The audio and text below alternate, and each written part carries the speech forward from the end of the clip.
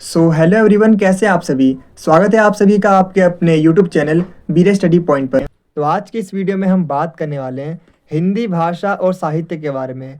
तो आज की ये वीडियो एनईपी के फर्स्ट और सेकंड सेमेस्टर के स्टूडेंट्स के लिए काफ़ी ज़्यादा इंपॉर्टेंट होने वाली है, क्योंकि आज की इस वीडियो में हम इस पूरी बुक को कंप्लीट डिस्कस करने वाले हैं, जिसके अंदर हम इसके मोस्ट इंपॉर्टेंट क्वेश्चंस को डिस्कस करेंगे, जो कि आपको आपके एग्ज़ाम में 100% देखने को मिलेंगे। तो चलिए वीडियो को शुरू करते हैं। और जो क्वेश्चन मैं आपको बता रहा हूँ, अगर आपने उन क्वेश्चन आंसर को अच्छे से प्रिपेयर कर लिया तो आपके एग्जाम में वही सेम क्वेश्चन आपको देखने को मिलने वाले हैं। एंड एज यू नो, हम अपनी वीडियो में आपको सिर्फ और सिर्फ इंपॉर्टेंट कंटेंट ही पढ़ाते हैं, जो कि आपके एग्जाम के पॉइंट ऑफ व्यू से काफ़ी ज़्यादा इंपॉर्टेंट होते हैं, बेसिकली जिन टॉपिक से आपके एग्जाम में क्वेश्चन पूछे जाते हैं। तो आज की इस वीडियो में मैं आपको जो क्वेश्चन बताने वाला हूँ, वो सेम क्वेश्चन आपको आपके एग्जाम में देखने को मिलेंगे, ये मेरी गारंटी है। तो बिना टाइम वेस्ट करते हुए बढ़ते हैं अपने वीडियो की तरफ। तो चलिए हम सबसे पहले बात करते हैं इसके एग्ज़ाम पैटर्न के बारे में। तो जैसा कि आप देख सकते हो, 90 नंबर का आपका ये पेपर आता है, जिसमें आपको टोटल 3 घंटे दिए जाते हैं इस पूरे क्वेश्चन पेपर को अटेम्प्ट करने के लिए। और इसमें आपको एक बात का ध्यान रखना है, इसमें आपको सारे के सारे क्वेश्चन करना कंपलसरी है, यानी सभी प्रश्न करना अनिवार्य है। हालांकि इसमें आपके लिए एक बेनिफिट ये रहता है कि आपको हर एक क्वेश्चन में एक अथवा पार्ट देखने को मिल सकता है। जैसे कि आप देख सकते हो, क्वेश्चन नंबर 1 है, इसमें या तो आप क पार्ट करिए या फिर यहाँ पर आपको अथवा मिलता है, या फिर आप इस वाले पार्ट को कर सकते हैं। कोई भी एक आपको अटेम्प्ट करना होता है। और जैसा कि आप देख सकते हो, कुछ इस तरीके से आपके एग्जाम में क्वेश्चन पूछे जाते हैं। सबसे पहले हम बात करने वाले हैं जयशंकर प्रसाद के द्वारा जो रचित गीत है या जो कविता है, उसको किस तरीके से आपके एग्जाम में क्वेश्चन पूछे जाते हैं। देखिए, इसमें आपसे एग्जाम में पूछा गया है अभी तक, जयशंकर प्रसाद की कविता का प्रतिपादन लिखिए। या तो आपसे एग्जाम में इस तरीके से पूछा जा सकता है, या फिर हिमाद्री तृण सिंह से कविता का जो मूल भाव है उसे लिखिए, या फिर जयशंकर प्रसाद के गीतों में देशभक्ति का प्रमुख भाव है, हिमाद्री तृण सिंह से। इसके आधार पर अपने जो आंसर है उसको तर्क सहित प्रस्तुत कीजिए। या फिर आपसे सप्रसंग व्याख्या मांगा जाता है, जिसमें आपको लाइंस दे देते हैं कविता की और बोलते हैं कि इसको एक्सप्लेन कीजिए। तो इस तरीके से आपके एग्जाम में क्वेश्चन बनते हैं। तो चलिए हम बात करते हैं हमें अपने आंसर्स को एग्जाम में किस तरह से प्रेजेंट करना है, सो दैट हम अच्छा स्कोर कर सके अपने एग्जाम में। देखिए, जब भी आपसे सप्रसंग व्याख्या मांगी जाती है, लिखना होता है, तो इसमें आपको किस तरीके से प्रेजेंट करना होता है। सबसे पहले आपको कवि के बारे में बताना है, कवि का परिचय देना है, उनका नाम क्या है, उनका जन्म कब हुआ, उनकी मृत्यु कब हुई, एक्सेट्रा एक्सेट्रा आपको इन्फॉर्मेशन देनी होती है। इसके बाद आपको सप्रसंग व्याख्या करनी होती है, और यहाँ पर आपको कविता की कुछ लाइनें लिखनी होती है और लास्ट की कुछ लाइनें। जैसे कि आप चेक कर सकते हो, यहाँ से मैंने कुछ लाइनें यहाँ लिख दी और लास्ट की लाइनें यहाँ पे, और इसके बीच में डॉट डॉट डॉट, जिसका मतलब हम ये बताना चाहते हैं कि हम इस पूरी कविता को यहाँ पर लिख चुके हैं और इसके बारे में अब हम एक्सप्लेन करने जा रहे हैं। इसके बाद हम यहाँ पर लिखेंगे संदर्भ, जिसमें हम बताएंगे कि ये जो कविता है या फिर ये जो पंक्ति है, ये बीए हिंदी जो सब्जेक्ट है उसमें इस साहित्य से, इस बुक से लिए गई है। इस तरीके से हमें एक्सप्लेन करना होता है। इसके बाद हम यहाँ पे बताते हैं कविता का नाम क्या है और कवि का नाम क्या है। इसके बाद अब यहाँ पर हम प्रसंग लिखते हैं। प्रसंग में हम पूरे कविता का एक निचोड़ लिखते हैं, कंक्लूजन लिखते हैं। इसके बाद हम इसकी व्याख्या करते हैं, और इसके अलावा इसके बाद हम काव्यगत विशेषताओं को एक्सप्लेन करेंगे, जिसमें हम बात करेंगे अलंकार कौन से यूज हुए हैं इस कविता में, या फिर बिंब क्या है। इन सभी चीजों को हमें एक्सप्लेन करना होता है अपने आंसर में। तो मैंने इसका आंसर एक लिखा हुआ है, आप उन्हें पढ़ के अच्छे से और समझ जाओगे। तो चलिए बढ़ते हैं अपने आंसर की तरफ। तो देखिए, जैसे कि मैंने आपको बताया था कि हमें अपने आंसर को फ्रेम करना है। सबसे पहले हम बताएंगे अपने आंसर में कवि के बारे में, क्या कि जयशंकर प्रसाद जी है कौन। तो जो जयशंकर प्रसाद है वो हिंदी भाषा के प्रमुख कवि थे, और उनकी जो रचनाएं हैं वो आज भी प्रासंगिक है, यानी कि लोगों के बीच काफी ज्यादा पॉपुलर है, लोग इनसे प्रेरणा लेते हैं। और जो जयशंकर प्रसाद है वो अपनी रचनाओं के माध्यम से सामाजिक मुद्दों को उठाते हैं और समाज में बदलाव लाने का प्रयास करते हैं। अगर हम इसके जन्म की बात करें, तो इनका जो जन्म है ये 1890 में हुआ था, उत्तर प्रदेश में, काशी में। इसके अलावा इनकी मृत्यु 1937 में हुई थी। अगर हम बात करें 12 वर्ष की उम्र में जयशंकर प्रसाद जी के जो पिता और जो बड़े भाई है उनका देहांत हो गया था। और जयशंकर प्रसाद जी को काफी सारे लैंग्वेज की नॉलेज थी, जैसे हिंदी, संस्कृत, फारसी, इंग्लिश, इन सभी भाषाओं का ज्ञान था। अगर रचनाओं के बारे में बात करें तो इन्हें काफी सारी कविताएं, कहानियां, निबंध और उपन्यास लिखे हैं। तो जैसे कि आपने देखा, हमने कवि के जो परिचय उसको एक्सप्लेन कर दिया। इसके बाद हम करेंगे सप्रसंग व्याख्या। इसमें हम कविता की आगे की लाइन लिखेंगे और पीछे की लाइन, उसके बाद डॉट डॉट डॉट इस तरीके से प्रेजेंट करेंगे, जिसमें हम बताएंगे कि जो कविता है वो कहाँ से ली गई है। तो जैसे कि आप चेक कर सकते हो, जो कविता है ये बीए हिंदी का से लिया गया है पाठ्यक्रम से, और जो प्रसिद्ध गीत है उसका नाम है हिमाद्री तुंग सिंह से, यहाँ से इसका अंश लिया गया है। कविता का बात करें तो कविता का नाम है हिमाद्री तुंग सिंह से और कवि का नाम जयशंकर प्रसाद है। अब प्रसंग के अंदर हम बताएंगे कि इस पूरी कविता के अंदर क्या चीजें हैं, किन चीजों को एक्सप्लेन किया गया है। तो इस कविता के अंदर जो जयशंकर प्रसाद जी हैं, उन्होंने भारत की प्राकृतिक सुंदरता और ऐतिहासिक गौरव के बारे में वर्णन किया है, उसके बारे में बताया गया है इस कविता के अंदर। इसके अलावा उन्होंने देशभक्ति की जो भावना है उसका वर्णन किया गया है, और जयशंकर प्रसाद जी ने लोगों को प्रेरित किया है, उन्हें मोटिवेट किया है कि वो अपने देश की गुलामी की जंजीरों से आजाद हुए। इसके लिए उन्होंने मोटिवेट किया है लोगों को। तो चलिए अब हम कविता का प्रतिपादन करते हैं, जिसमें हम एक एक करके कविता की जो हर एक लाइन को डिटेल में समझेंगे। तो जयशंकर प्रसाद जी ने जो पहली पंक्ति है, जिसमें उन्होंने बताया भारत माता को उज्जवल छवि का वर्णन किया गया है। जो जयशंकर प्रसाद जी है, उन्होंने पहली लाइन में एक्सप्लेन किया है भारत माता की उज्जवल छवि को, जिसमें उन्होंने किस तरीके से एक्सप्लेन किया है। उन्होंने भारत माता की जो छवि है उसे पहाड़ों से भी ऊंचा दिखाकर, उन्हें शुद्ध कहकर भारत माता की जो छवि है उनका वर्णन किया है, उसके बारे में एक्सप्लेन किया है। इसके अलावा जयशंकर प्रसाद जी ने भारत की जो भूमि है उसे प्रकाशमान बताया है।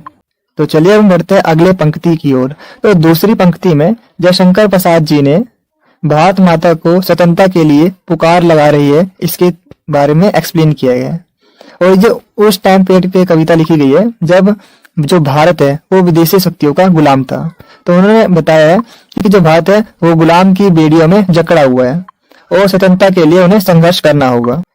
तो तीसरी पंक्ति में जयशंकर प्रसाद जी भारत के वीर पुत्रों को आह्वान करते हैं और कहते हैं कि वे देश की स्वतंत्रता के लिए संघर्ष करें। कवि देश के वीर पुत्रों को आह्वान करते हैं और कहते हैं कि तुम वीरों के पुत्र हो, इसलिए तुम्हें वीरता और साहस की कमी नहीं है और तुम्हें अपने देश की स्वतंत्रता के लिए संघर्ष करना होगा। कवि जयशंकर प्रसाद जी लोगों को बताते हैं, तुम इस भारत माता के शूरवीर और साहसी सुपुत्र हो, तो इसलिए तुम्हें भारत माता की रक्षा करना तुम्हारा एक नैतिक दायित्व है। अंतिम पंक्ति में जयशंकर प्रसाद जी कहते हैं कि देश की स्वतंत्रता का ये जो मार्ग है ये काफी ज्यादा कठिन है, लेकिन देश की स्वतंत्रता के लिए संघर्ष करना एक पवित्र कार्य है। और इन सभी पंक्तियों के माध्यम से जो जयशंकर प्रसाद जी हैं, उन्होंने देशभक्ति की जो भावना है उसे काफी अच्छे तरीके से प्रस्तुत किया है।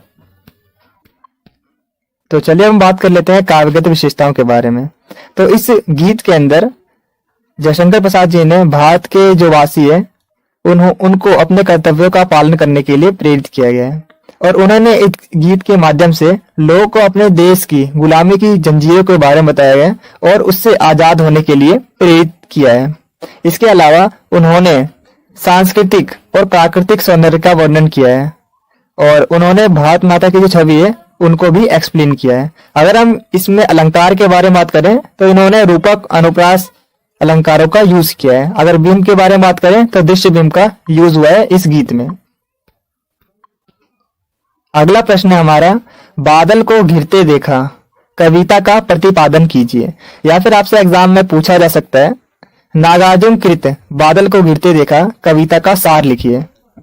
या फिर आपसे पूछा जा सकता है, बादल को घिरते देखा, कविता का प्रतिपादन बताते हुए साहित्य की विशेषताओं को लिखो। या फिर आपको सप्रसंग व्याख्या करने के लिए एग्जाम में पूछा जा सकता है।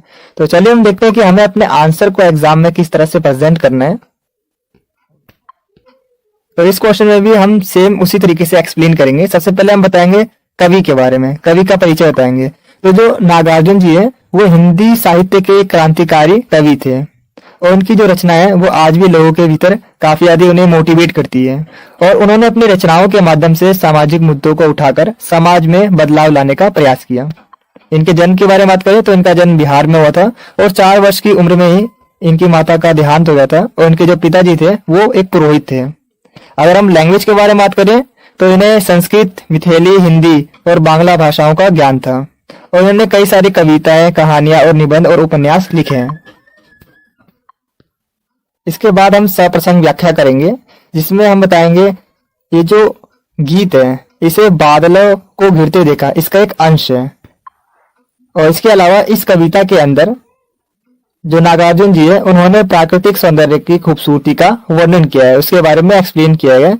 तो इसके बाद हम इसकी व्याख्या के बारे में एक्सप्लेन करेंगे, जिसमें हम बताएंगे नागार्जुन जी ने इसमें, जैसे कि मैंने आपको बताया था, प्राकृतिक सुंदरता को आधार बनाकर कविता को लिखा गया है और इसमें उन्होंने प्रकृति की सुंदरता का वर्णन किया है। स्पेशल रूप से हिमालय के बारे में उन्होंने बताया है, जिसमें उन्होंने बताया हिमालय की ऊंचाई के बारे में, उसकी विशालता के बारे में एक्सप्लेन किया है। इसके अलावा बादलों के घनेपन और उनकी विशालता का वर्णन किया है और बारिश की जो बूंद है उनकी सुंदरता के बारे में बताया है और बादलों से जो गिरने वाले बर्फ के जो कण हैं उनके बारे में एक्सप्लेन किया है। तो ये सभी चीजें जिन्होंने अपनी कविता में नागार्जुन जी ने एक्सप्लेन किया है। तो चलिए हम बात कर लेते हैं काव्य की विशेषताओं के बारे में। तो इसमें इन्होंने उपमा अलंकार का यूज किया है और अगर बिंब की बात करें तो दृश्य बिंब का इन्होंने यूज किया है इस कविता के अंदर, इस गीत के अंदर। तो अब हम बढ़ते हैं अपने अगले प्रश्न की ओर, जिसमें हमसे पूछा जाता है भूषण का साहित्य परिचय देते हुए उनकी राष्ट्र चेतना के विचारों की व्याख्या कीजिए। तो ये क्वेश्चन भी आपके एग्जाम में आता है समटाइम्स। तो इसकी एक्सप्लेनेशन कुछ इस तरीके से बताएंगे। भूषण हिंदी भाषा के रीति काल के प्रमुख कवियों के लेखक में से एक हैं और इन्होंने वीर रस का काफी अच्छी तरीके से यूज किया है। तो इन्हें वीर रस का महान कवि भी कहा जाता है। 17वीं शताब्दी में कानपुर में इनका जन्म होता है और इनकी जो मृत्यु है वो दिल्ली में होती है। और इसके अलावा इन्होंने काफी सारे अपनी कृतियां लिखी हुई है। और लैंग्वेज के बारे में बात करें तो ब्रज भाषा और कुछ उर्दू, अरबी, फारसी शब्दों का प्रयोग करते हैं। और शैली के बारे में बात करें तो वीर रस अलंकार का प्रयोग करते हैं अपनी रचनाओं में और राष्ट्रीय भावना निहित होती है इनकी सभी रचनाओं में। इसके अलावा हम बात कर लेते हैं कवि भूषण की राष्ट्रीय चेतना के बारे में। तो देखिए इसमें मैंने पूरी तरीके से एक्सप्लेन किया है, आप इन्हें पढ़ सकते हो, काफी इजी लैंग्वेज में लिखा है। तो वीडियो में आगे बढ़ने से पहले मैं आपको बताना चाहूँगा कि अगर आपको इस वीडियो के प्रॉपर आंसर वाले नोट्स चाहिए तो जो नोट्स का लिंक है वो मैंने आपको अपने इस वीडियो के डिस्क्रिप्शन बॉक्स में प्रोवाइड कर दिया है। आप वहाँ से नोट्स को इजीली डाउनलोड कर सकते हो। अगर आपको ये वीडियो अच्छी लग रही है तो आप इसे लाइक, शेयर और कमेंट जरूर करें, क्योंकि जब आप लाइक करते हो तो हमें मोटिवेशन मिलता है ऐसी और बहुत सी वीडियोस बनाने के लिए। और जब आप वीडियो को शेयर करते हो तो जैसा कि आपको पता ही होगा, नॉलेज बांटने से बढ़ती है। और जब आप हमारी वीडियो पर कमेंट करते हो तो हमें ये पता चलता है कि हम अपनी वीडियो में और क्या इम्प्रूव कर सकते हैं। और मैं आपको बता दूं कि 5 मिनट की वीडियो को बनाने में काफ़ी मेहनत और 1 से 2 घंटे का समय लगता है। तो आप हमारी वीडियो को लाइक, शेयर और कमेंट जरूर करें, ताकि हम आपके लिए ऐसी ही और वीडियोस को ला सकें। और कमेंट में ये जरूर बताना कि आपको नेक्स्ट वीडियो किस टॉपिक पर चाहिए। तो जैसा कि मैंने आपको बताया, पहले टाइप का जो क्वेश्चन है जो कि सबसे ज्यादा मोस्ट इम्पोर्टेंट है वो है हिंदी भाषा के उद्भव और विकास पर विचार कीजिए। अब देखिए यही क्वेश्चन और आपके प्रीवियस ईयर में किस किस टाइप से पूछा गया है। या तो आपसे इस तरीके से पूछा जा सकता है, या फिर हिंदी भाषा के विकास की यात्रा पर विस्तार पूर्वक प्रकाश डालिए। देखिए इसमें भी सेम आपसे पूछा जा रहा है, बस लैंग्वेज थोड़ी सी अलग है। इसमें भी सेम पूछा जा रहा है, जो हिंदी भाषा है उसका किस तरीके से विकास हुआ, उसकी यात्रा पर एक विस्तार पूर्वक प्रकाश डालिए। इसके अलावा आपसे और किस तरीके से पूछा जा सकता है, हिंदी भाषा की उत्पत्ति पर टिप्पणी लिखिए। या तो डायरेक्ट पूछा जा सकता है स्टार्टिंग के बारे में बताओ, या पूछा जा सकता है हिंदी भाषा के विकास पर टिप्पणी करें। तो इस टाइप से अभी तक आपके एग्जाम में क्वेश्चन पूछे गए। एंड इसके अलावा टिप्पणी से रिलेटेड जो आपसे एग्जाम में क्वेश्चन पूछा जाता है वो सेकंड टाइप का क्वेश्चन है, जिसमें आपसे पूछा जाता है कि जो हिंदी है वो किस तरीके से एक संपर्क भाषा के रूप में कार्य करती है, उसके बारे में एक्सप्लेनेशन दीजिए, उसके बारे में बताइए। एंड जो थर्ड टाइप का आपका क्वेश्चन पूछा जाता है वो है राजभाषा और राष्ट्रभाषा के बीच डिफरेंस को बताओ, अंतर बताओ। तो इन्हीं को आज की इस वीडियो में आपको डिटेल में समझना है। एंड इसके अलावा हमें अपने आंसर्स को किस तरह से एग्जाम में प्रेजेंट करना होता है, इसके रिगार्डिंग में मैं आपको बताना चाहता हूँ। देखिए आप किसी भी आंसर को एग्जाम में फ्रेम करोगे तो सबसे पहले आपको कुछ स्ट्रक्चर होते हैं, उन्हें अपने दिमाग में बिठा लेना है। सबसे पहले आपको एक इंट्रोडक्शन देना है, जिसमें आप स्टार्टिंग में लिखिएगा भूमिका, या आप लिख सकते हो परिचय। कुछ एक इंट्रोडक्शन लाइन देनी होती है आपको। बेसिकली आप इंट्रोडक्शन लिखोगे, कुछ पॉइंट्स लिखोगे इसको, उसके बारे में थोड़ा सा एक्सप्लेन करोगे। एंड इसके अलावा नेक्स्ट, अगर आपके पास कोई डायग्राम्स है तो आप डायग्राम्स को एग्जाम में जरूर से बनाइएगा, क्योंकि जो डायग्राम्स होते हैं वो अच्छा इंप्रेशन डालते हैं एग्जाम के जो टीचर्स होते हैं जो उसे चेक करते हैं उन पर। एंड इसके अलावा एट द एंड आपको कंक्लूजन जरूर से लिखना है, जो निष्कर्ष होता है उसे आपको जरूर से लिखना है। एंड अगर आपको समझ में नहीं आता कि निष्कर्ष में हमें क्या लिखना है तो सिंपली आप ये लिख सकते हो निष्कर्ष में ऊपर लिखे सभी बिंदु, एंड इसके बाद क्वेश्चन की लाइन को टिप सकते हो। इससे आपका 2 से 3 लाइन में एटलीस्ट हो ही जाएगा। एंड जो स्टार्टिंग में आपने भूमिका लिखा है, जो उसकी एक्सप्लेनेशन है, उसको थोड़ा सा उसमें मेंशन कीजिए, हो जाएगा। सपोज ये जो आपसे क्वेश्चन पूछा गया, इसका निष्कर्ष आप किस तरीके से लिख सकते हो। अगर आपको कुछ भी समझ में नहीं आ रहा सपोज, तो आप सिंपल लिख सकते हो ऊपर लिखे सभी बिंदु हिंदी भाषा के उद्भव और विकास के बारे में चर्चा करते हैं, उसके बारे में बताते हैं, उसके बारे में एक्सप्लेन करते हैं। एंड इसके अलावा अब हिंदी भाषा का जो मेन जो हेडिंग पॉइंट है उसको या तो आप लिख लीजिए निष्कर्ष के अंदर। एंड इसके अलावा उसकी जो थोड़ी सी डेफिनेशन है एक दो लाइन की, वो लिख लीजिए। दैट्स इट, आपका जो निष्कर्ष है वो परफेक्टली तरीके से बन जाएगा और आपको कुछ नहीं करना। और ये जो स्ट्रक्चर मैंने आपको बताया, इसे आप पेपर में जरूर फॉलो कीजिए। इस स्टेप से अगर आप अपने एग्जाम में क्वेश्चन करोगे तो नेट एंड क्लीन आपका जो पेपर रहेगा और जो टीचर है वो आपको हंसते हंसते मार्क्स देगा, पूरे का पूरे मार्क्स देगा। तो बिना टाइम वेस्ट करते हुए हम बढ़ते हैं अपने वीडियो की तरफ। तो चलिए, अब जो आपका पहला क्वेश्चन है जिसमें हमसे पूछा गया है हिंदी भाषा के उद्भव और विकास के बारे में बताइए, इसकी स्टार्टिंग कैसी हुई और इसका किस तरीके से विकास हुआ, उसके बारे में एक्सप्लेनेशन देनी है। तो आज की ये वीडियो आपके लिए काफी ज्यादा इंटरेस्टिंग होने वाली है, क्योंकि आज की इस वीडियो में आप जानने वाले हो जो आप हिंदी भाषा का यूज करते हो, जो आप हिंदी यूज करते हो, आखिर उसकी स्टार्टिंग कैसे हुई थी उसके बारे में आपको जानने को मिलेगा एंड किस तरीके से उसका विकास हुआ। चलिए सबसे पहले हम बात कर लेते हैं जो हिंदी शब्द है इसकी उत्पत्ति कैसे हुई, इसकी स्टार्टिंग कैसे हुई। उत्पत्ति का मतलब होता है स्टार्टिंग। जो हिंदी शब्द है इसकी स्टार्टिंग हिंदवी और सिंधु शब्द से मानी जाती है। किससे मानी जाती है? हिंदवी और सिंधु शब्द से। एंड इसके अलावा ईरानी और जो फारसी लोग थे उन्होंने सिंधु नदी के पार रहने वाले जो लोग थे उन्हें हिंदू कहा था। जैसे कि आप इस इमेज में देख सकते हो, जो सिंधु नदी है, सिंधु नदी के पार रहने वाले लोगों को हिंदू कहा था। इसी तरीके से जो हिंदी है वो हिंदुस्तान की भाषा कहलाई। एंड इसके अलावा भाषा के रूप में ये जो हिंदी शब्द है इसका भी जो यूज है, जो प्रयोग है, ये सबसे पहले फारसी और अरब के लोगों ने ही किया था। तो चलिए हम बात कर लेते हैं जो हिंदी लैंग्वेज है उसकी स्टार्टिंग किस तरीके से होती है, जो हिंदी भाषा है उसकी स्टार्टिंग कैसे होती है। And as you know, world के अंदर जितनी भी लैंग्वेज है उन सब की जो उत्पत्ति है, मोस्ट ऑफ जो लैंग्वेज की जो स्टार्टिंग है वो संस्कृत भाषा से ही होती है। तो ठीक इसी तरीके से जैसा कि आपको पता ही होगा, जो संस्कृत भाषा है वो सभी भाषाओं की जननी है और ये सबसे ज्यादा प्राचीन भाषा है। तो जो हमारी हिंदी भाषा है उसकी भी जो स्टार्टिंग है वो संस्कृत भाषा से ही हुई है। देखिए, संस्कृत जो भाषा है उसमें काफी सारे टाइप्स होते हैं, काफी सारे रूप होते हैं, जिनमें से एक है अपभ्रंश। और ये जो अपभ्रंश भाषा है, जो लैंग्वेज है, यही बाद में चेंज होकर हिंदी भाषा बन गई। तो चलिए हम बात कर लेते हैं हिंदी भाषा के उद्भव के बारे में। And as you know, Bharat के अंदर सबसे ज्यादा हिंदी भाषा बोली जाती है, जैसे कि आपको पता ही होगा। एंड इसके अलावा करंट में जो सेकेंडरी लैंग्वेज हमारी वो इंग्लिश लैंग्वेज बनती जा रही है। एंड इसके अलावा हिंदी भारत की राजभाषा होने के साथ साथ अधिकांश राज्यों की मातृभाषा भी है। और जो हिंदी भाषा है इसका जो उद्भव और विकास है ये एक लंबी प्रक्रिया है, यानी कि ये कल परसों से नहीं बन रही, कुछ समय पहले से नहीं बन रही। इसका जो टाइम पीरियड है ये लगभग हजारों सालों से चल रही है। हिंदी भाषा का जो उद्भव है ये संस्कृत भाषा से माना जाता है। जैसे कि मैंने आपको बताया था, जो संस्कृत भाषा है इसके प्राचीन रूपों में एक रूप है अपभ्रंश, जो कि बाद में धीरे धीरे चेंज होकर हिंदी भाषा बन गई।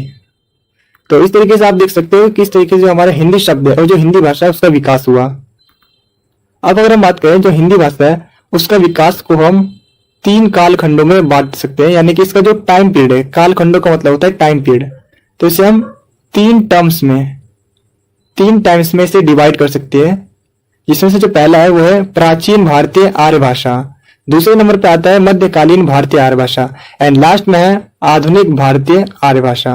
एंड इसके अलावा जो प्राचीन भारतीय आर्य भाषा है इसे भी हम 2 टर्म्स में डिवाइड कर सकते हैं, जिसमें से जो पहला है वो है वैदिक संस्कृत एंड दूसरे नंबर पे आता है लौकिक संस्कृत। तो चलिए इसे थोड़ा सा और डिटेल में समझ लेते हैं। सबसे पहले हम बात करने जा रहे हैं प्राचीन भारतीय आर्य भाषा के बारे में। तो ये जो प्राचीन भारतीय आर्य भाषा है, इसके अगर हम टाइम पीरियड की बात करें तो इसका जो टाइम पीरियड है वो 2000 ईसा पूर्व से लेके 500 ईसा पूर्व तक इसका टाइम पीरियड है। एंड इसके अलावा इसका जो कालखंड है इसे हम 2 पार्ट्स में डिवाइड कर सकते हैं, जिसमें से पहला आता है वैदिक संस्कृत, दूसरा आता है लौकिक संस्कृत। अगर हम बात करें जो वैदिक संस्कृत है, इसका जो टाइम पीरियड है वो 2000 ईसा पूर्व से लेके 1000 ईसा पूर्व तक माना जाता है। एंड इसके अलावा जैसा कि आपको इसके नाम से ही पता चल रहा है वैदिक संस्कृत, तो इस टाइम पीरियड के दौरान जितने भी जो वेद हैं उनकी रचना हुई थी। ऋग्वेद, सामवेद, यजुर्वेद और जो अर्थवेद है, जितने भी जो वेद है इनकी इसी टाइम पीरियड के दौरान रचना हुई थी। एंड इस टाइम जो संस्कृत भाषा है उसी भाषा को यूज किया जाता है। तो जाहिर सी बात है कि ये जो वेद हैं ये भी संस्कृत में ही लिखे गए थे, क्योंकि इस टाइम की जो मुख्य भाषा थी वो क्या थी, संस्कृत थी। एंड इसी रीजन की वजह से जितने भी जो वेद लिखे जाते हैं, जितने भी जो वेद लिखे गए थे ये संस्कृत भाषा में ही लिखे गए थे। अब हम बात कर लेते हैं लौकिक संस्कृत के बारे में। तो इसका जो टाइम पीरियड है वो 1000 ईसा पूर्व से लेकर 500 ईसा पूर्व तक माना जाता है। एंड इसके अलावा इसी टाइम पीरियड के दौरान महाभारत और जो रामायण है उसकी रचना हुई थी। तो चलिए हम बात कर लेते हैं मध्यकालीन भारतीय आर्य भाषा के बारे में। तो इसका जो टाइम पीरियड है वो 500 ईसा पूर्व से लेके 1000 ईसा पूर्व तक माना जाता है। और इस टाइम पीरियड के दौरान जो लौकिक भाषा है, जो आम लोगों के द्वारा बोले जाने वाली जो भाषा है, जो लैंग्वेज है, उसमें कई नई भाषाओं का जन्म हुआ। यानी कि ये जो आपकी लैंग्वेज है ये इसका विकास हुआ और ये कई और दूसरे लैंग्वेज में डेवलप हुई। यहाँ से कई जो दूसरी लैंग्वेज है उनकी स्टार्टिंग हुई। एग्जाम्पल की बात करूं, इस टाइम पीरियड के दौरान जो पाली और जो अपभ्रंश भाषा है उसका विकास देखने को मिलता है। यानी कि यहाँ से 2 नई भाषाओं का और निर्माण हुआ। और ये जो अपभ्रंश भाषा है, ये जो अपभ्रंश भाषा है यही आगे चलकर 9वीं से 10वीं शताब्दी में हिंदी भाषा का रूप ले लेती है। तो इस तरीके से आप देख सकते हो किस तरीके से नई नई भाषाओं का आविष्कार होते आ रहा है एंड उसका विकास होते जा रहा है। एंड इस तरीके से जो अपभ्रंश भाषा है वो बाद में आगे चलकर हिंदी भाषा में कन्वर्ट हो जाती है। तो चलिए हम बात कर लेते हैं आधुनिक भारतीय आर्य भाषा के बारे में। तो जो आधुनिक भारतीय आर्य भाषा है इसका अगर हम टाइम पीरियड की बात करें तो 1000 ईसा पूर्व तक और जो अभी तक का जो टाइम पीरियड चल रहा है इसे माना जाता है। यानी कि करंट 1000 ईसा पूर्व से अभी करंट तक का जो टाइम पीरियड है वो आता है आधुनिक भारतीय भाषा के अंदर। और इस टाइम पीरियड के दौरान हिंदी से मिलती जुलती कई सारी जो भाषा है उनका विकास देखने को मिलता है। एंड मुख्य रूप से बांग्ला, उड़िया, आसमी, मराठी, गुजराती, पंजाबी, सिंधी एक्सेट्रा। यानी कि जो हिंदी भाषा है इनसे और काफी सारी लैंग्वेज निकल के आई है। एंड जैसा कि आपने नोटिस किया हुआ ये जितनी भी ये जिसमें लैंग्वेज लिखी गई है ये मोस्ट ऑफ दी हिंदी से मिलती जुलती लैंग्वेज है, क्योंकि इसकी जो स्टार्टिंग है वो हिंदी से ही हुई है। वो अलग बात है कि बाद में इसका जो उच्चारण है और जो लिपि है उसमें थोड़े थोड़े परिवर्तन आने लगे, यानी कि जो टोन है वो चेंज होने लगी। जैसे कि आपको पता ही होगा जो दिल्ली के लोग होते हैं और जो हरियाणा के लोग होते हैं वो हिंदी में बात करते हैं मोस्ट ऑफ द टाइम। उनकी जो लैंग्वेज होती है वो हिंदी से काफी ज्यादा मिलती है, बट उनका जो बोलने का तरीका होता है, जो टोन होती है वो अलग होती है। जैसे कि जो हरियाणी होते हैं वो थोड़ी सी खड़ी भाषा में बोलते हैं और उनकी जो लैंग्वेज जो लिपि है वो लिखने का तरीका भी जो है वो थोड़ा थोड़ा चेंज हो गया। तो चलिए अब जो हमारा नेक्स्ट क्वेश्चन है, जो सेकंड टाइप का क्वेश्चन आता है जिसमें हमसे पूछा जाता है संपर्क भाषा के रूप में हिंदी, इसके बारे में बताइए। संपर्क भाषा का जो मतलब होता है एक ऐसी भाषा जो अलग अलग भाषाएं बोलने वाले लोगों के बीच कन्वर्सेशन में हेल्प करती है, संवाद में हेल्प करती है। सपोज दो लोग हैं और इसे आती है इंग्लिश और इसे आती है हिंदी, तो अब ये एक दूसरे से कम्युनिकेट तो नहीं कर पाएंगे। कम्युनिकेट करने के लिए कोई एक ऐसी लैंग्वेज होनी चाहिए जो कि दोनों को आती हो, तो ही तो एक दूसरे के साथ कम्युनिकेट कर पाएंगे, ये दोनों संवाद कर पाएंगे। तो संपर्क भाषा का मतलब यही होता है एक ऐसी लैंग्वेज जिससे कि जो दोनों अलग अलग भाषाओं के लोग हैं वो एक दूसरे के साथ आसानी से कम्युनिकेट कर सकें। हिंदी भारत की सबसे ज्यादा बोली जाने वाली भाषा है। हिंदी भाषा राज्य भाषा है। हिंदी विभिन्न क्षेत्रों और भाषा समूहों के बीच संपर्क भाषा के रूप में बोली जाती है। पूरे देश में प्रशासन के संचालन के लिए हिंदी को हमने राजभाषा के रूप में चुना है। अब अगर हम इसके एग्जाम्पल की बात करें, तमिलनाडु और आंध्र प्रदेश के जो लोग हैं वो एक दूसरे के साथ संपर्क स्थापित नहीं कर पाएंगे, यानी कम्युनिकेट नहीं कर पाएंगे जब तक कोई एक मध्य भाषा ना हो, जैसे कि मैंने आपको एग्जाम्पल के थ्रू समझाया था। अतः ऐसी स्थिति में हमें एक संपर्क भाषा की आवश्यकता होगी। जिससे हम देश के अलग अलग क्षेत्रों और अलग अलग भाषाओं वाले लोगों के साथ कम्युनिकेट कर पाएंगे आसानी से। इसीलिए हम हिंदी को एक संपर्क भाषा के रूप में देखते हैं, क्योंकि पूरे देश में, जैसा कि आपको पता ही होगा, किसी न किसी रूप में हिंदी को पढ़ा लिखा या बोला जाता है। जैसे कि मैंने आपको वीडियो के स्टार्टिंग में बताया था, जब हम पहला क्वेश्चन पढ़ रहे थे, जिसमें मैंने आपको बताया था कि भारत के अंदर जो सबसे ज्यादा जो भाषा बोली जाती है वो है हिंदी। एंड इसके अलावा अब हम बात कर लेते हैं कि आखिर ऐसे कौन से रीजंस हैं जिनकी वजह से जो हिंदी है इतनी ज्यादा पॉपुलर है, जो कि पूरे देश में बोली जाती है, इतनी ज्यादा फेमस क्यों है। तो इसका जो पहला रीजन है वो है लोकप्रियता और समझ। हिंदी उत्तर भारत में सबसे ज्यादा बोली जाने वाली भाषा है। यह पूरे देश और अन्य हिस्सों में काफी ज्यादा समझी और बोली जाती है। और जो हिंदी की फिल्में होती हैं, जो टीवी शो होते हैं और जो गाने होते हैं, उनकी वजह से जो हिंदी है वो पूरे देश में काफी ज्यादा पॉपुलर हो गई है, काफी ज्यादा लोकप्रिय हो गई है, जिससे जो लोग अलग अलग भाषाएं बोलते हैं वो भी हिंदी को समझने और बोलने लगे हैं। एंड इसके परिणाम स्वरूप हिंदी काफी ज्यादा पॉपुलर हो गई है। नेक्स्ट है सरकारी भाषा। हिंदी भाषा की जो आधिकारिक भाषाओं में से एक है, जो हमारी हिंदी भाषा है वो आधिकारिक भाषाओं में से एक है। सरकारी कामकाज में भी इसका काफी ज्यादा इस्तेमाल किया जाता है। एंड इससे जो हिंदी है उसकी जो इम्पोर्टेंस है वो काफी ज्यादा बढ़ती जा रही है। इसके अलावा जो थर्ड रीजन है वो है शिक्षा और मीडिया में भूमिका। हिंदी स्कूल में पढ़ाई जाती है, जैसे कि आपने 12th क्लास तक या 10th क्लास तक आपने हिंदी को जरूर पढ़ा होगा। कई जगहों पर यह माध्यमिक भाषा के रूप में सिखाई जाती है। इसके अलावा मीडिया, समाचार पत्र, रेडियो एंड बाकी जो जितने भी चैनल्स होते हैं, इनका काफी ज्यादा इम्पैक्ट पड़ता है। एंड इसकी वजह से जो हिंदी भाषा है वो पूरे देश में काफी ज्यादा पॉपुलर होती जा रही है। नेक्स्ट अगर हम बात करें तो वो है व्यापक क्षेत्र। हिंदी जो है वो अधिकांश राज्यों की आधिकारिक भाषा है। इसके अलावा पूरे देश में जो सबसे ज्यादा आबादी है वो हिंदी ही बोलती है। नेक्स्ट अगर हम बात करें सरलता, जो हिंदी भाषा है ये व्याकरणिक रूप से यानी ग्रामेटिकल रूप से अगर हम देखें तो ये काफी ज्यादा इजी है। हिंदी भाषा दूसरी भाषाओं के कंपैरिजन में काफी ज्यादा इजी है और काफी ज्यादा मिलती जुलती भाषा है। अब अगर हम इसके निष्कर्ष की बात करें तो कुल मिलाकर हिंदी एक ऐसी भाषा है जो पूरे देश के जो समुदाय हैं उन्हें एक दूसरे के साथ जोड़ती है और एक दूसरे के साथ जो कम्युनिकेशन है वो काफी ज्यादा इजी बना देती है। अतः हिंदी जो है ये पूरे देश में एक संपर्क भाषा के रूप में काफी अच्छे तरीके से वर्क करती है। आप देख रहे हैं मेरा चैनल बीरे स्टडी पॉइंट, और अगर अभी तक आपने मेरे चैनल को सब्सक्राइब नहीं किया है तो सब्सक्राइब करके बेल आइकन को जरूर प्रेस करना, ताकि मेरे चैनल पे आने वाली सभी वीडियो का नोटिफिकेशन सबसे पहले आप तक पहुंचे। तो चलिए अब वीडियो में आगे बढ़ते हैं, जिसमें हमसे पूछा गया है राजभाषा और राष्ट्रभाषा में क्या डिफरेंस होता है। तो सबसे पहले हम बात करने जा रहे हैं राष्ट्रभाषा के बारे में। देश में अधिकांश लोगों द्वारा बोली जाने वाली भाषा को राष्ट्रभाषा कहते हैं। राष्ट्रभाषा उस भाषा को कहा जाता है जो व्यापक रूप से यानी कि पूरे देश में जितने भी जो उसके नागरिक हैं उनके द्वारा बोली और समझी जाती है, उसे क्या कहते हैं, राष्ट्रभाषा। राष्ट्रीय भाषा व्यापक रूप से उपयोग की जाने वाली भाषा होती है, जैसे कि संविधान में, सरकारी दस्तावेजों में। राष्ट्रभाषा देश की सांस्कृतिक पहचान का प्रतीक होता है। राष्ट्रभाषा को कानूनी दर्जा नहीं दिया जाता, कानूनी दर्जा प्राप्त नहीं होता है राष्ट्रभाषा को। राष्ट्रभाषा देश की संवैधानिक और आधिकारिक भाषा होती है। भारत की कोई भी राष्ट्रभाषा नहीं है, इसके लेके काफी ज्यादा विवाद होते रहते हैं, तो आप समझ लीजिए भारत की कोई भी राष्ट्रभाषा नहीं है। यानी कि जो राज्य भाषा है वो एक से अधिक हो सकती है। अब हम बात कर लेते हैं राज्य भाषा के बारे में। राज्य भाषा से हमारा अभिप्राय राज्य की भाषा के यानी जो स्टेट है उसकी लैंग्वेज से है।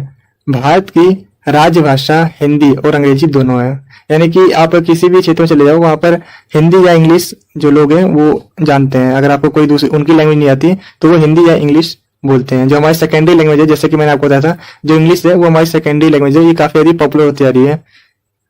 अब हम बात कर लेते हैं राज्य भाषा सरकारी कामकाजों में इस्तेमाल होने वाली भाषा होती है।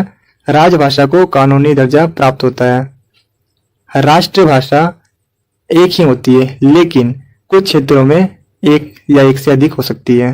अगर आपको इस वीडियो के प्रॉपर आंसर वाले नोट चाहिए तो नोट्स का लिंक मैंने डिस्क्रिप्शन में डाल रखा है, आप वहां से नोट्स को डाउनलोड कर सकते हैं। अगर आपको ये वीडियो अच्छी लग रही है तो आप इसे लाइक, शेयर और कमेंट जरूर करें, क्योंकि जब आप लाइक करते हो तो हमें मोटिवेशन मिलता है ऐसी और बहुत सी वीडियोस बनाने के लिए।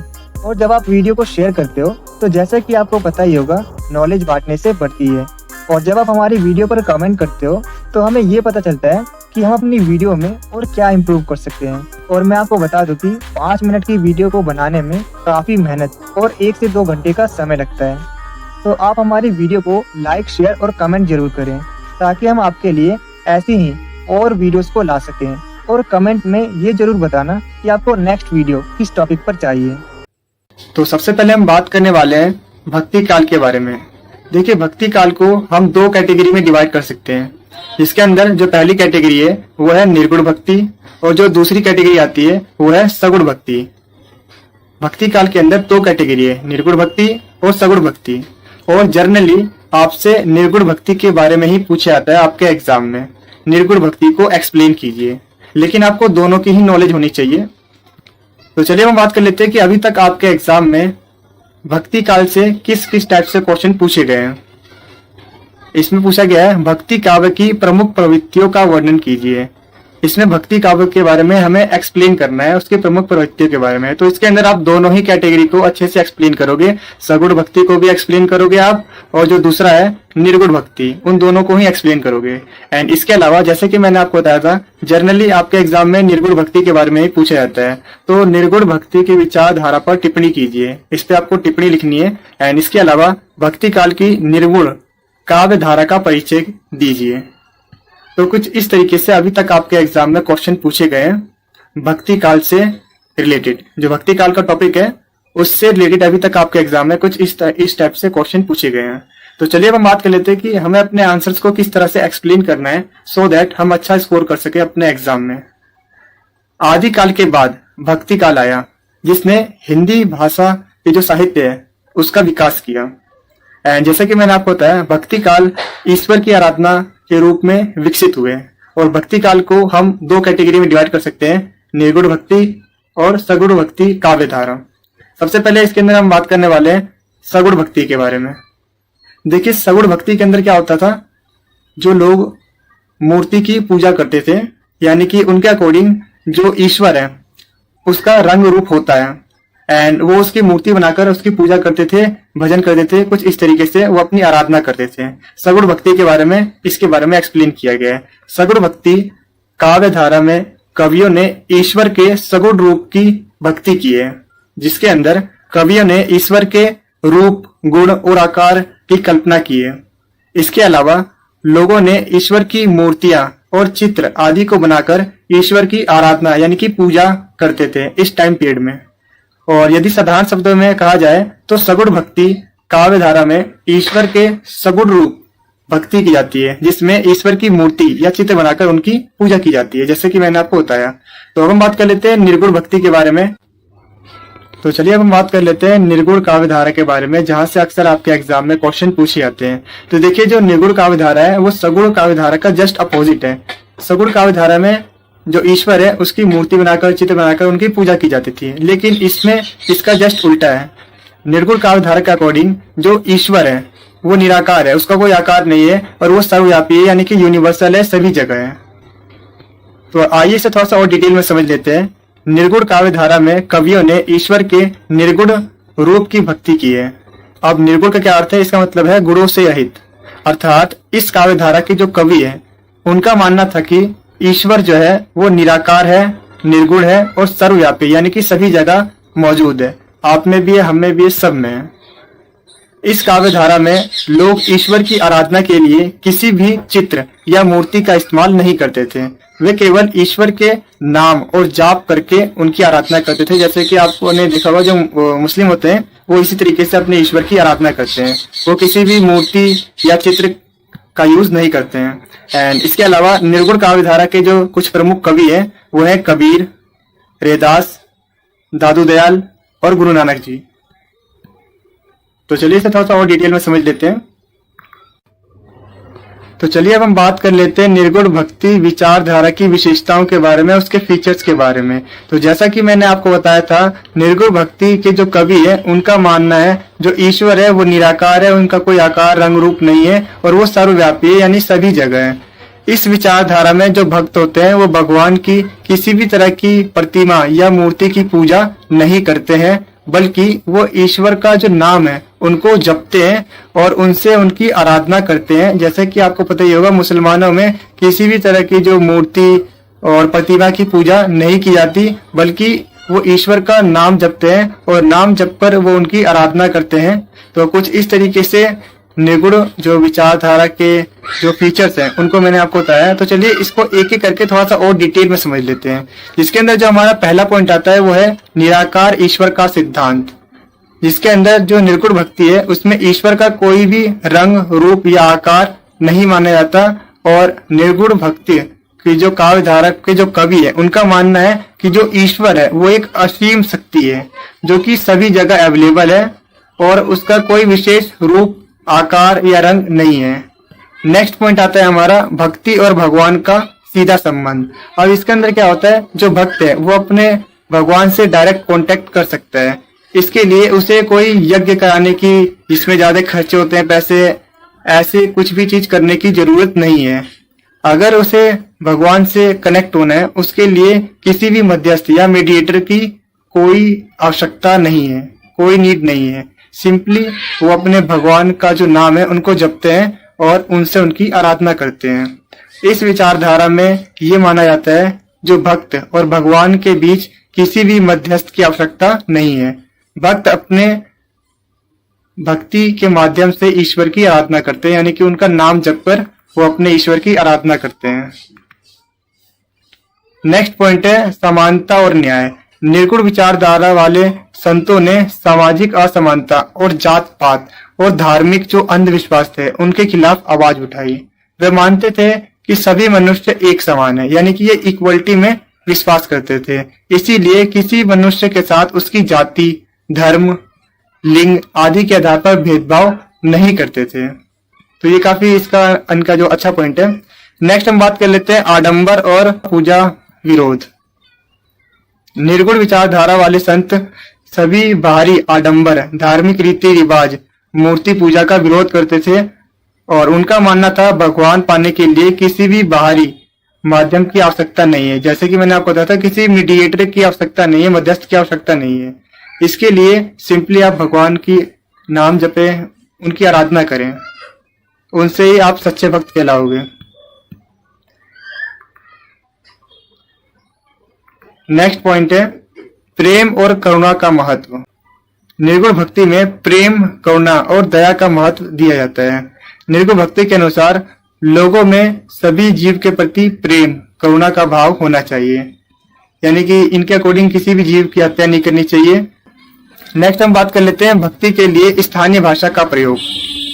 निर्गुण भक्ति विचारधारा में संतों ने अपने विचारों को लोगों तक पहुंचाने के लिए सरल, इजी एंड जो उनकी लोकल लैंग्वेज होती है, स्थानीय भाषा होती है, उसका इस्तेमाल किया था। देखिए पहले के टाइम में क्या होता था, जितने भी जो कविताएं जो भी लिखे जाते थे वो संस्कृत भाषा में लिखे जाते थे, जो कि जिन्हें पढ़ना आम लोगों के लिए काफी ज्यादा कठिन था। लेकिन जो निर्गुण विचारधारा वाले जो संत थे उन्होंने अपने विचारों को लोगों तक पहुंचाने के लिए इजी से इजी लैंग्वेज का यूज किया और जो उनकी लोकल लैंग्वेज है, जो स्थानीय भाषा है, उसका इस्तेमाल किया, जिससे ज्यादा से ज्यादा लोग उनकी बातों को समझ सके और उनके मार्ग पर चल सके। तो अब हम बात करने जा रहे हैं इस यूनिट का जो दूसरा सबसे ज्यादा इंपॉर्टेंट टॉपिक है, जहां से अक्सर आपके एग्जाम में क्वेश्चन पूछे जाते हैं, वो है रीतिकाल। तो अब हम बात करने जा रहे हैं कि रीतिकाल से रिलेटेड अभी तक आपके एग्जाम में किस किस टाइप से क्वेश्चन पूछे गए हैं। रीतिकाल की प्रमुख विशेषताओं का वर्णन कीजिए। या तो आपसे एग्जाम में पूछा जा सकता है रीतिकालीन कविता की सामान्य प्रवृत्तियों का परिचय दीजिए। तो अब हम बात करने जा रहे हैं कि हमें अपने आंसर्स को एग्जाम में किस तरह से प्रेजेंट करना है सो दैट हम अच्छा स्कोर कर सके अपने एग्जाम में। तो सबसे पहले हमने इसमें एक इंट्रोडक्शन लाइन लिखी है, भूमिका लिखी है, जिसमें हमने बताया रीतिकाल को हिंदी साहित्य का सबसे ज्यादा महत्वपूर्ण काल माना जाता है, सबसे ज्यादा इंपॉर्टेंट टाइम पीरियड माना जाता है। क्यों? क्योंकि रीतिकाल के समय इस टाइम पीरियड में हिंदी भाषा के नए नए कवि और नए नए विचारधाराओं का उदय हुआ था, जिसने हिंदी साहित्य को समृद्ध करने में महत्वपूर्ण भूमिका निभाई, एक इम्पोर्टेंट रोल अदा किया था। इसीलिए इस टाइम पीरियड को काफी ज्यादा इम्पोर्टेंट माना जाता है। तो अब हम बात कर लेते हैं रीति काल की विशेषताओं के बारे में, उसके फीचर्स के बारे में। तो इसके फीचर्स के अंदर जो हमारा पहला पॉइंट आता है वो है नियमों और परंपराओं का पालन। तो इस काल में सबसे ज्यादा जो प्रमुख जो इसकी विशेषता है, उसके फीचर्स है, वो क्या है कि इस टाइम के जो कवि थे वो नियमों और परंपराओं का पालन करने पर विशेष ध्यान दिया करते थे। नेक्स्ट है श्रृंगार रस की प्रधानता। तो इसके अंदर बेसिकली जितने भी जो कवि थे उन्होंने संयोग और वियोग को काफी ज्यादा व्यापक रूप से प्रयोग किया है। रीति काल में नायक नायिका का प्रेम, उनका मिलन और उनके वियोग पर विशेष महत्व दिया है। यानी कि इस तरीके से आप कह सकते हो श्रृंगार रस की इसमें प्रधानता रही है। इसमें जितने भी जो कवि थे उन्होंने प्रेम के बारे में बताया गया है और वियोग के बारे में बताया, उनको एक्सप्लेन किया है। तो इसका जो थर्ड पॉइंट है वो है नायिकाओं के विभिन्न प्रकारों का वर्णन। रीति काल के कवियों ने अलग अलग प्रकार के नायिकाओं का वर्णन किया है। नेक्स्ट अब हम बात कर लेते हैं अलंकारों का प्रयोग। रीति काल के जितने भी जो कवि थे उन्होंने अपने कविताओं में अलंकारों का काफी ज्यादा इस्तेमाल किया था, जैसे कि उपमा, रूपक, अनुप्रास और यमक अलंकार का इस्तेमाल किया गया था, जो कवियों ने कविताओं को और भी अधिक सुंदर और आकर्षक यानी कि अट्रैक्ट करने के लिए बनाया था। नेक्स्ट पॉइंट है ब्रज भाषा का प्रयोग। तो रीति काल के जितने भी जो कवि थे उन्होंने अपनी कविताओं में, अपनी रचनाओं में ब्रज भाषा का इस्तेमाल किया था। कल्पना शक्ति का अभाव। तो देखिए इस टाइम के जो कवि थे उनमें कल्पना शक्ति का अभाव था, यानी कि वो इमेजिनेशन वाली जो कविताएं थे वो नहीं लिखते थे, जो रियल टाइम की है उनको एक्सप्लेन किया करते थे, उनकी कविताएं लिखा करते थे। इस टाइम के जो कवि थे वो फिक्शनल चीजों को एक्सप्लेन नहीं करते थे, और इस टाइम के जो कवि थे वो बेसिकली जो प्रकृति है उसके बारे में, उसकी सुंदरता के बारे में एक्सप्लेन करते थे। नेक्स्ट है भावनाओं का अभाव। रीतिकालीन कविताओं में भावनाओं का अभाव देखने को मिलता है, और इस टाइम के जो कवि है उन्होंने प्रकृति की सुंदरता को एक्सप्लेन किया है, उसके बारे में वर्णन किया गया अपनी कविता में। अब हम बात कर लेते हैं जो रीतिकालीन के कुछ प्रमुख कवि है उनके बारे में बात कर लेते हैं, जो कि है केशवदास, बिहारी, देव, भूषण और बाकी अन्य जो कवि है उनके बारे में बताया गया है। वीडियो में आगे बढ़ने से पहले मैं आपको बताना चाहूँगा कि अगर आपको इस वीडियो के प्रॉपर आंसर वाले नोट्स चाहिए तो जो नोट्स का लिंक है वो मैंने आपको अपने इस वीडियो के डिस्क्रिप्शन बॉक्स में प्रोवाइड कर दिया है। आप वहाँ से नोट्स को इजीली डाउनलोड कर सकते हो।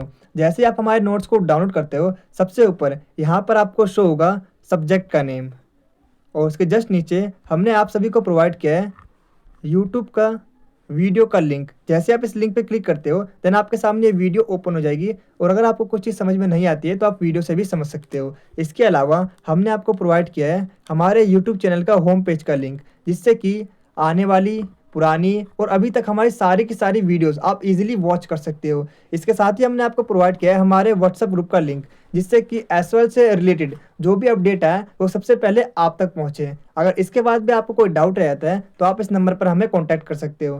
तो जैसा कि आप देख सकते हो ये हमने मोस्ट इंपॉर्टेंट क्वेश्चंस बनाएंगे जो कि आपको आपके एग्जाम में 100% देखने को मिलेंगे, और ये काफ़ी ज़्यादा एक्यूरेट आंसर है। अगर आप इन आंसर्स को अपने एग्जाम में लिख के आते हो तो आप डेफिनेटली अपने एग्जाम में अच्छा स्कोर कर पाओगे।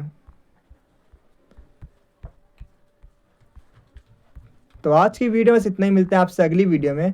Thanks for watching this video. आपको ये वीडियो कैसी लगी कमेंट सेक्शन में जरूर बताना।